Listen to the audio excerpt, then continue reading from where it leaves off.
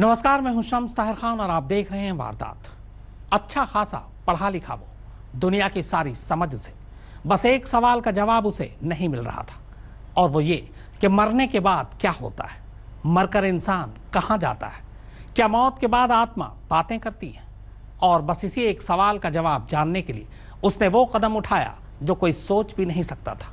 वो एक के बाद एक कत्ल करता गया। उसने कुल 4 कत्ल किए। पहले अपनी माँ को मारा, फिर बाप को, इसके बाद अपनी छोटी बहन को, और आखिर में अपनी आंटी को।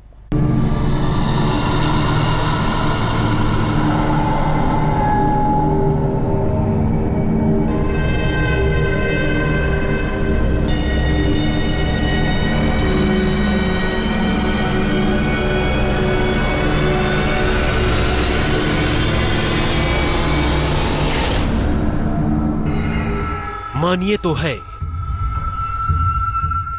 न मानिए तो नहीं है। रूहों को भला किसने देखा है? जिस्म में कैद होते हुए भी वो गुमशुदा हैं।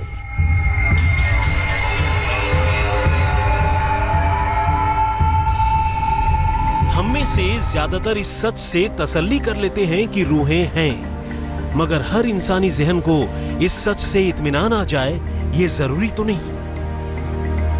और जब इत्मीनान नहीं आता तो इंसान बेचैन होता है। बेचैन ये जानने को कि क्या सच में रूहें होती हैं, जिस्म से उसका नाता क्या है, और जब वो परवाज भरती हैं तो कहां जाती हैं। क्या उसे देखा नहीं जा सकता, उससे बात नहीं की जा सकती। और जब इंसान रूहों को समझने की ख्वाहिश रखने लगता है तब वो समाजी दुनिया से अलग तंत्र की दुनिया में कदम रखता है।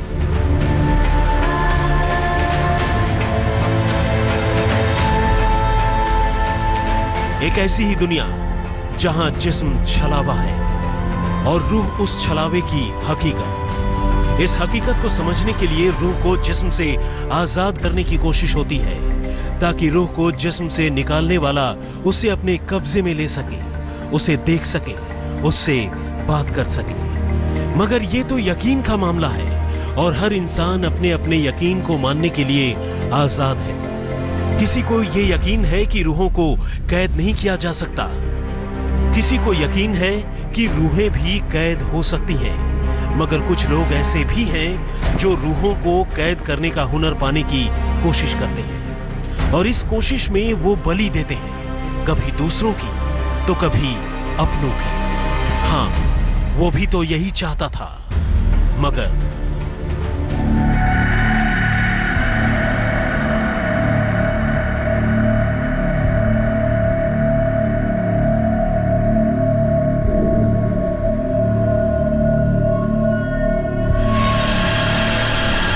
उसने अपने 60 बरस बूढ़े बाप को मारा, रूह नहीं दिखी। उसने अपनी मां के जिस्म पर खंजर पैबस्त कर दिया, मगर जिस्म से निकलकर रूह ने उससे बात नहीं की। फिर ऐसा ही उसने अपनी छोटी बहन के साथ किया, रूह फिर भी नहीं मिली। तो आखिर में उसने अपनी 70 साल की बूढ़ी आंटी को मार डाला। पकड़ तो रूह को वो फिर भी नहीं पाया। तंत्र फेल हो चुका था, मंत्र भी काम न आए। और जब ज़हन उस रहस्यमयी दुनिया से बाहर आया तो लगा कहां तो वो रूह को जिस्म की कैद से आजाद करने निकला था, और कहां खुद ही कैद में जाने की नौबत आ गई। लिहाजा अब दिमाग ने दूसरी तरफ चलना शुरू कर दिया। सबूतों को मिटाने और खुद को बचाने के लिए उसने तंत्र का खेल खेला। लाशों को इकट्ठा किया, कैन से पेट्रोल को पलटा और माचिस की चिंगारी से उसने आग लगा दी। लाश हो चुके रिश्ते धू-धू कर जल रहे थे, और अब उससे उठने वाले धुएं को घर की चौहद्दी में कैद रखना नामुमकिन होने लगा। लाशों की गंध और धुएं की धधक बता रही थी कि इस घर में कुछ तो अनहोनी जरूर हुई है, और ये अनहोनी कहीं और नहीं बल्कि केरल के मुख्यमंत्री पिनाराई विजयन के तिरुवनंतपुरम में हाई सिक्योरिटी वाले आवास क्लिफ हाउस से महज 600 मीटर की दूरी पर। लिहाजा चंद सेकंड में पुलिस हरकत में आ गई और जब इस घर का दरवाजा खोला गया तो 3 लाशें जलकर खाक हो चुकी थी। एक लाश टुकड़ों की शक्ल में बोरे में बंद थी और घर के बीचों बीच एक अधजला हुआ डमी पड़ा था। घर में रहने वाले कुल 5 लोग थे। 4 की लाशें बरामद हुई और 5वें की जगह इंसानी जिस्म के एक डमी ने ले ली थी। घर का वो 5वां शख्स था कहां? घर में सामान बिखरे तो थे मगर लूटपाट नहीं हुई थी। तो फिर यहां हुआ क्या था? आज तक ब्यूरो। केडल जीनसन राजा, यही नाम था उस सिरफिरे का जो एक के बाद एक अपने घर वालों के जिस्मों में खंजर उतारकर उन्हें मारता गया। सिर्फ मारा ही नहीं बल्कि उन 4 लाशों के साथ घर के अंदर ही उसने 3 दिन बिताए। और फिर जब दिमाग इंसानी दुनिया में लौटा तो खुद को बचाने के लिए उसने उन लाशों को आग के हवाले कर दिया। उन लाशों के जलने से जो धुआं उठा उसने पूरी दुनिया को बता दिया कि मरने वालों का खून उन्हीं के खून ने किया है।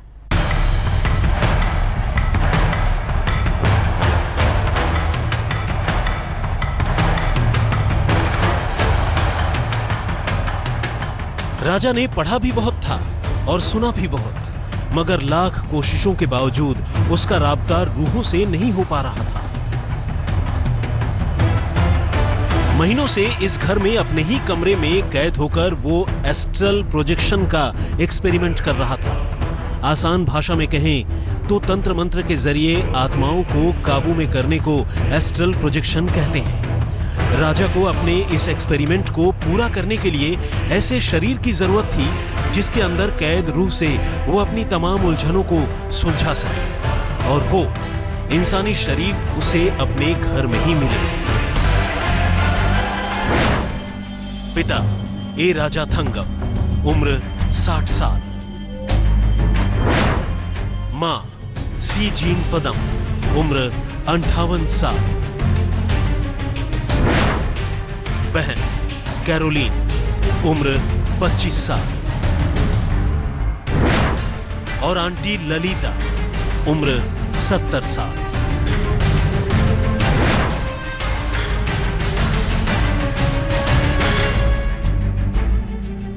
राजा के अलावा घर में काम करने वाली मेड भी थी, आंटी ललिता भी थी, मगर अपने एक्सपेरिमेंट के लिए उसने घर की पहली मंजिल में सो रही अपनी मां जीन पदम को अपना पहला शिकार बनाया। लेकिन इसके लिए उसने मेड के घर से जाने का इंतजार किया, क्योंकि वो जानता था कि ग्राउंड फ्लोर पर मौजूद उसकी आंटी को आंखों से दिखाई कम देता है और ऐसे में उनके रहते हुए भी तंत्र क्रिया करना उसके लिए आसान होगा।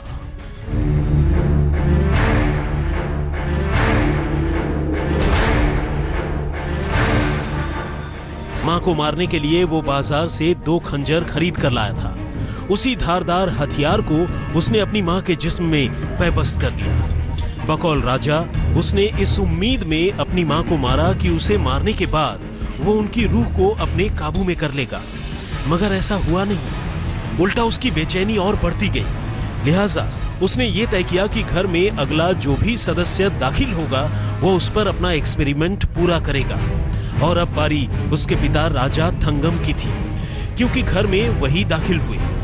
उन्हीं हथियारों से उसने पिता को मारा, मगर आत्माओं से बात वो फिर भी नहीं कर पाया। और अब आफत उसकी बहन पर आने वाली थी, क्योंकि घर में दाखिल होने वाली तीसरी मेंबर उसकी बहन कैरोलीन थी, जो अभी कुछ हफ्ते पहले ही चीन से मेडिकल की डिग्री कंप्लीट कर लौटी थी। राजा ने उसके साथ भी वही किया जो उसने अपने माँ बाप के साथ किया था।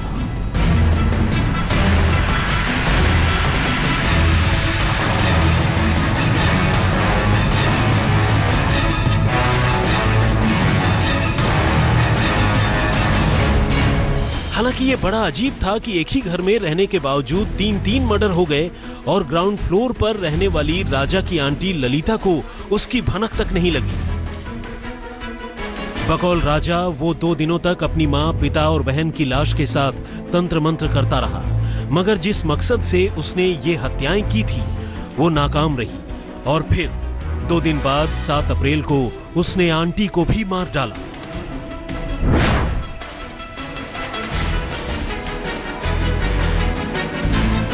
तंत्र मंत्र का भूत उतरा तो उसे होश आया और उसने अपने भरे घर को ही कब्रिस्तान बना डाला। लिहाजा अब उसे पकड़े जाने का डर सताने लगा, मगर इसके बावजूद उसने बड़े इत्मीनान से घर में बिखरे कत्ल के निशान और सबूतों को मिटाना शुरू किया।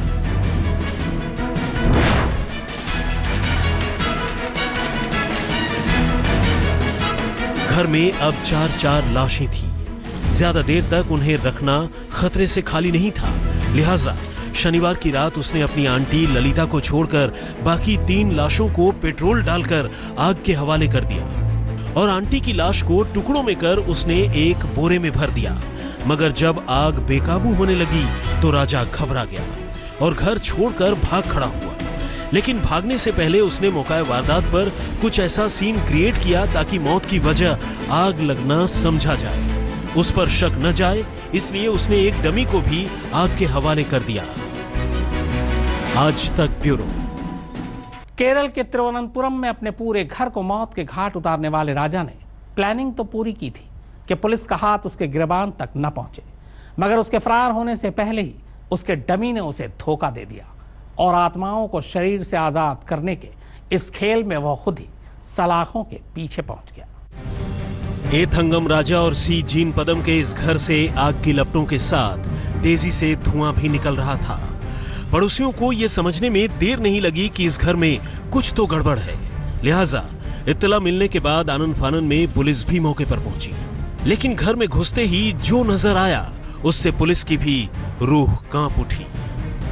पुलिस को घर से 3 जली हुई लाशें मिली और एक बोरी में बंद चौथी लाश के टुकड़े और आधा जला हुआ एक डमी भी बरामद हुआ। इसके अलावा मौके से पुलिस को पेट्रोल का कैन और खून में सने कपड़े भी मिले।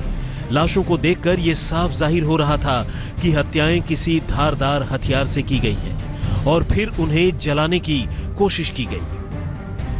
लाशों को जलाने के बाद शनिवार की रात राजा चेन्नई भागने के लिए थंपनूर रेलवे स्टेशन पर पहुंचा, मगर उसकी हरकतों की वजह से रेलवे पुलिस को उस पर शक हुआ और जब पूछताछ हुई तो पता चला कि अपने पूरे घर को मारकर राजा चेन्नई भागने की फिराक में था।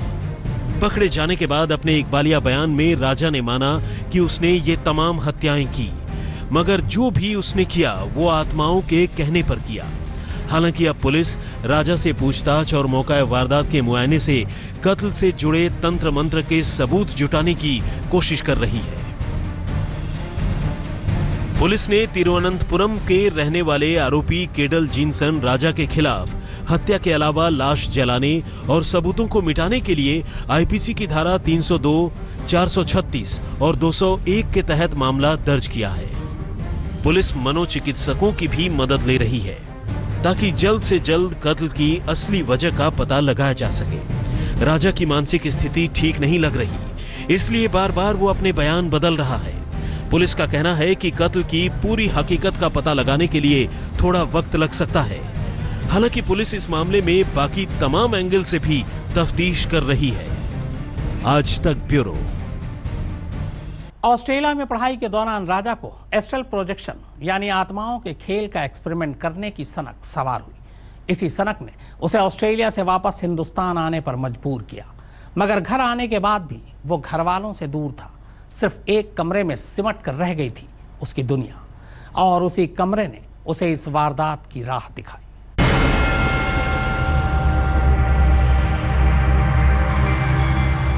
केरल में तिरुवनंतपुरम के जिस इलाके में राजा का परिवार रहता था, वहां आम लोगों के लिए घर ले पाना मुमकिन नहीं था।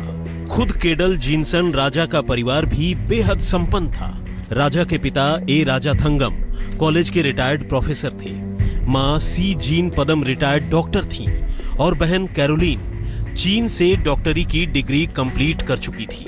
खुद 30 साल का राजा भी ऑस्ट्रेलिया के कॉलेज से मेडिसिन में ग्रेजुएशन कर रहा था और यहीं उसका खिंचाव तंत्र मंत्र की तरफ हुआ।